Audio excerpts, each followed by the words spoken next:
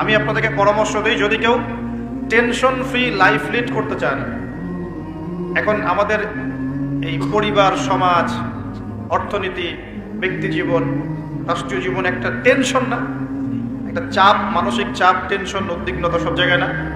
Tension free life lead করতে চাইলে বেশি বেশি দরুদ পড়তে হয়। কি করতে হয়? দরুদ পড়তে হয়। বলতে হয় আল্লাহুম্মা সাল্লি আলা মুহাম্মাদ ওয়া আলা আলি মুহাম্মাদ কামা সাল্লাইতা আলা ইব্রাহিম ওয়া আলা আলি ইব্রাহিম ইন্নাকা হামিদুম মাজিদ। এরপরে পরের অংশটুকু যেটা আপনারা নামাজে পড়েন, এই নামাজে যেটা পড়েন এটা হলো দরুদে ইব্রাহিম। কি নাম? দরুদে ইব্রাহিম। এখন কেন দরুদে ইব্রাহিম সেটা আমি একটু পরে ব্যাখ্যা করছি। এই দরুদটা সবচেয়ে সেরা দরুদ। এই দরুদ একবার পড়লেই 10টা নেকি হবে, 10টা গুনাহ মাফ হবে, 10 বার আল্লাহ রহম করবেন, মর্যাদার স্তর 10 গুণ বেড়ে যাবে ইনশাআল্লাহ। এবং সকালে এবং সন্ধ্যায় যে 10 বার করে দরুদ পড়বে, সকালে এবং সন্ধ্যায় কয়বার পড়ে ভাই? তার জন্য বিশেষ একটা ফজিলত আছে, বলে দেব। সেটা হলো আমাদের নবী মুহাম্মদ সাল্লাল্লাহু আলাইহি ওয়াসাল্লাম ওই ব্যক্তির জন্য কালকে আমাদের মাঠে সুপারিশ করবেন ইনশাআল্লাহ। নবীর সুপারিশ যে পাবে সে জান্নাতে যাবে না জাহান্নামে যাবে?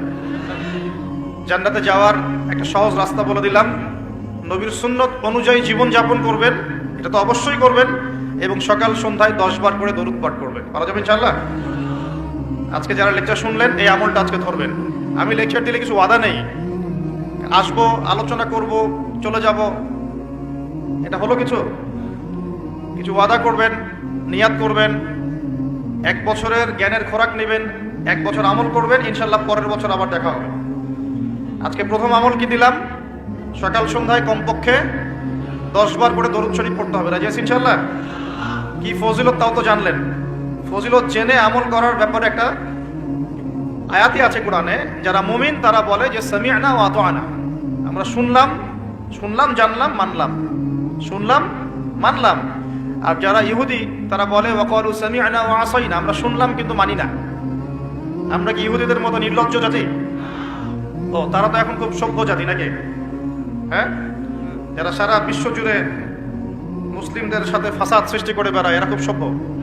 হ্যাঁ, যারা আমাদের মসজিদটা বাইতুল আকসা দখল করে বসে আছে, এরা খুব ভালো না? এরা মানবতার সেবক। যারা সারা বিশ্বের বিভিন্ন দেশে দেশে মুসলিমদেরকে পাখির মতো বোম মেরে হত্যা করতেছে, এরা খুব ভালো মানুষ। ওদের কাছ থেকে আমাদেরকে মানবতা শিখতে হয়, তাই না ভাই? ওরা মানবতার সংজ্ঞা শিখায়। আর আমরা যখন টুপি, দাড়ি, পাগড়ি, বোরখা এগুলো একটু টুকটাক পরার অভ্যাস করি, তখন আমাদের দিকে বাঁকা চোখে তাকায়, তাই না? আমার তো এমনও মনে আছে, এগুলো স্মৃতি থেকে বলছি আর কি, আমার এখনো মনে আছে যে আমি আমার স্ত্রীকে নিয়ে রাস্তায় রাস্তায় বাড়ি ভাড়া খুঁজতাম এক সময়। মানুষ আমাদেরকে বাড়ি ভাড়া দিত না। বিশ্বাস করছে না? কেন দিত না? কারণ আমার গায়ে সুন্নতি লেবাস ছিল আর আমার স্ত্রীর গায়ে খাস পর্দা ছিল। বাড়ি ভাড়া দেওয়ার আগে খুব গড় করে প্রশ্ন করতো, কোথা থেকে আসছেন, কি দরকার, কোথায় চাকরি করেন, কি করবেন, মানে আতঙ্ক একটা, না জানি কোন গ্রহের মানুষ আমরা, ও বাড়িতে না জানি কি করব। এই যে একটা ভাইব ছড়িয়ে দেওয়া হয়েছে সমাজের মধ্যে, দাড়ি, টুপি, পাগড়ি, জুব্বা, বোরখা, এগুলোর দিকে মানুষ একটা সন্দেহের চোখে তাকাচ্ছে। এই যে একটা ফ্লো, একটা ভাইব সৃষ্টি করা হয়েছে, আপনাদের কি মনে হয় না এটা ইসলামের বিরুদ্ধে চক্রান্ত হচ্ছে? দাড়ি, টুপি, পাগড়ি, জুব্বা, বোরখাওয়ালা মানুষটাই সারা দুনিয়ার সব অপকর্ম করে বেড়ায়। এই সারা দুনিয়াতে যে সমকামিতা চলছে এখন, সমকামিতা বোঝেন কিনা? ছেলে ছেলের সাথে জেনা করতেছে, নাউজুবিল্লাহ, আর মেয়ে মেয়ের সাথে জেনা করতেছে এই যুগে। খবর কতটুকু রাখেন জানি না। এগুলো কি মুসলিমরা ছড়াই দিছে? সারা পৃথিবীতে যে মানুষ এখন সুদ খায়, মোটামুটি সবাই সুদ খায়, কম বেশি আর কি। কেউ বেঁচে থাকার চেষ্টা করে, কেউ করে না। কোনো সময় দেখা যায় বেঁচে থাকার চেষ্টা করার পরেও সে বাধ্য হয়ে সেখানে সুদ খেতে হচ্ছে। এমন হচ্ছে কি না? এই সুদ ভিত্তিক অর্থনৈতিক সিস্টেম কি মুসলমানরা চালু করে দিছে? সারা বিশ্বের মানুষকে হারাম কি মুসলমানরা খাওয়াচ্ছে?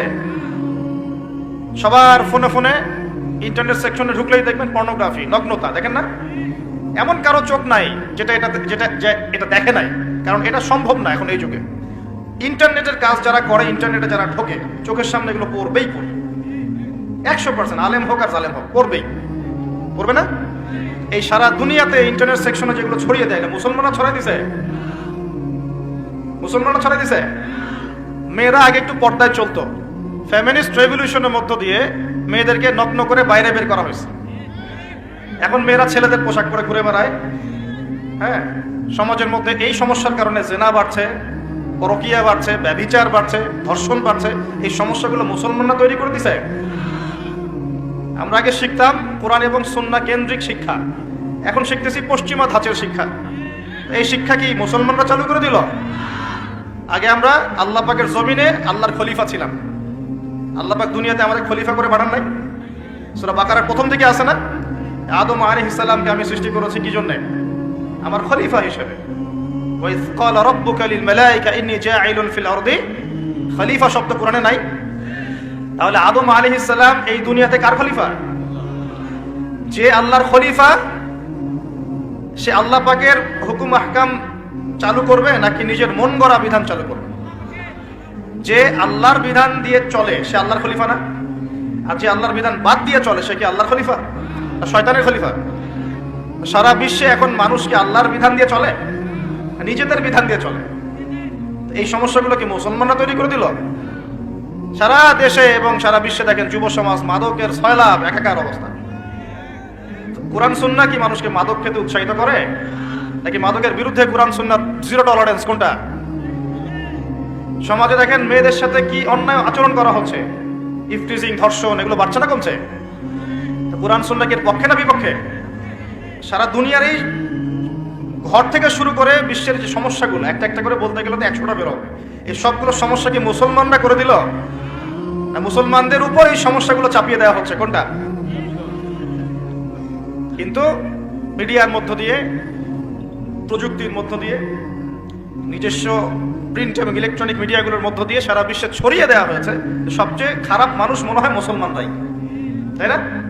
যত বাঁকা দৃষ্টি শুধু দাড়ি, টুপি, পাগড়ি, বোরখা, এগুলো। ঢাকা শহর ভূমিকম্প প্রবণ এলাকা না? ভূমিকম্পের যে পাপগুলা, সেই পাপগুলো আমি কিন্তু একটা লেকচার আলোচনা করে আসছি সিলেটে, দেখে নিন অনলাইনে। 15টা থেকে 20টা পাপ আছে। এই পাপগুলোতে যখন একটা জাতি লিপ্ত হয় আল্লাহর পক্ষ থেকে আযাব আসে।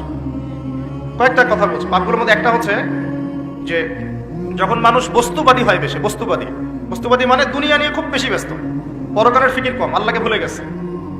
তারপরে যখন আমানত উঠে যায়, আমানত কি হয়? উঠে যায়। তারপর যখন গনিমতের মাল মনে করে আমানত মানুষ খেয়ে ফেলতেছে, আমানত রাখা হয়েছে, গনিমতের মাল মনে করে খেয়ে ফেলে। যখন মানুষ এই মাকে কষ্ট দেয়, মাকে কষ্ট দিয়ে মানে মায়ের সাথে খারাপ ব্যবহার করে, বউয়ের আঁচল ধরে বসে থাকে। যখন মানুষ বাবাকে দূরে ঠেলে দেয় আর বন্ধু বান্ধবকে কাছে টেনে নেয়। তারপরে আছে যখন গান বাজনা, বাদ্যযন্ত্র বেশি হয়, মানুষের কানের কাছে যখন বাদ্যযন্ত্র বাজতে থাকে, মানে হেডফোন দিয়ে গান শুনছেন, এখন কানের কাছে বাদ্যযন্ত্র বাজছে। তারপর যখন মানুষ মাদকদ্রব্য বেশি সেবন করা শুরু করে, যখন জেনা বেশি বেড়ে যায়, অশ্লীলতা বেশি বেড়ে যায়, ব্যভিচার বেড়ে যায়, এই পাপগুলো যখন বেড়ে যায় এবং গায়িকা নর্তকীদের সংখ্যা বেড়ে যায়। প্রতিটা কথা আরবি দিয়ে বলা আছে, আমি বলতে গেলে টাইম যেত, আমি শর্ট করে বললাম। এই কাজগুলো যখন একটা সমাজের মধ্যে বেশি হয় তখন ওই জায়গায় আল্লাহর পক্ষ থেকে 2টা মারাত্মক মানে আযাব আসে। তার মধ্যে একটা হচ্ছে মহামারী, আর একটা হচ্ছে এই ভূমিকম্প। আর ভূমিকম্পের সাথে চলে আসে ভূমি ধস, মানে ভূমি ধসে যায় এবং চেহারার আকৃতি পরিবর্তন হয়। আর একটা কি, হ্যাঁ, গরম বাতাসের আযাব আসে। এই গরম বাতাসের আযাবটা এখন আসে নাই, কিন্তু আমার বিশেষ জামার হাদিসগুলো টুকটাক গবেষণা করে মনে হচ্ছে অচিরে গরম বাতাসের একটা আযাব আসবে বিশ্বের দিকে। এবং নাসাও এটা নিয়ে গবেষণা করছে অলরেডি। সূর্যের মধ্যে অনেক রকম বিক্রিয়া হচ্ছে, তেজস্ক্রিয় বিক্রিয়া হচ্ছে ইত্যাদি, হিলিয়াম গ্যাসের অনেক বিস্ফোরণ হচ্ছে। এগুলোর ওয়েভ বা ফ্লোটা আস্তে আস্তে পৃথিবীর দিকে ধেয়ে আসবে।